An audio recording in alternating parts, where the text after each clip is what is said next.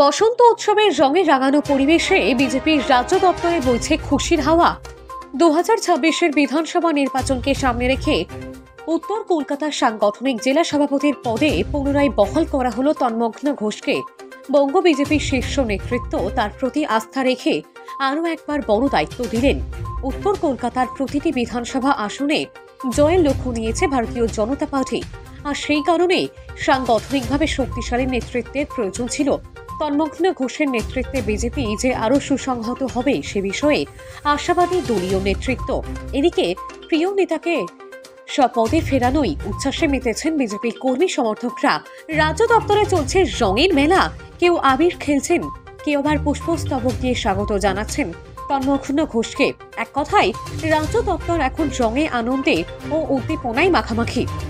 তন্মগ্ন ঘোষ নিজেও এই দায়িত্ব পেয়ে উচ্ছ্বসিত। তিনি জানিয়েছেন, দলের প্রতি আমার দায়বদ্ধতা অনেক, একযোগে সবাই মিলে পরিশ্রম করব। 2026-এ উত্তর কলকাতায় বিজেপিকে আরও শক্তিশালী করব। দলের অন্দরমহল বলছে, এই সিদ্ধান্তে উত্তর কলকাতায় বিজেপি কর্মীদের মনোবল আরও চাঙ্গা হবে। এখন দেখার 2026-এর লড়াইয়ে এই রং কতটা জোরালো হয়ে ওঠে।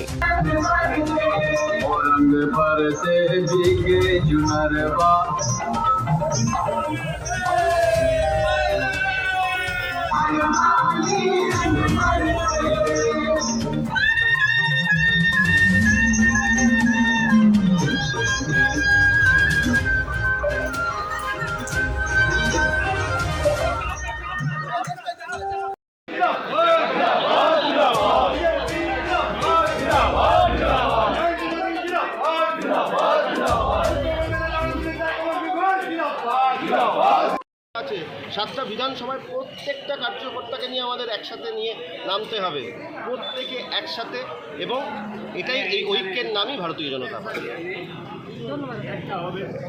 Bureau report, Bangla digital TV.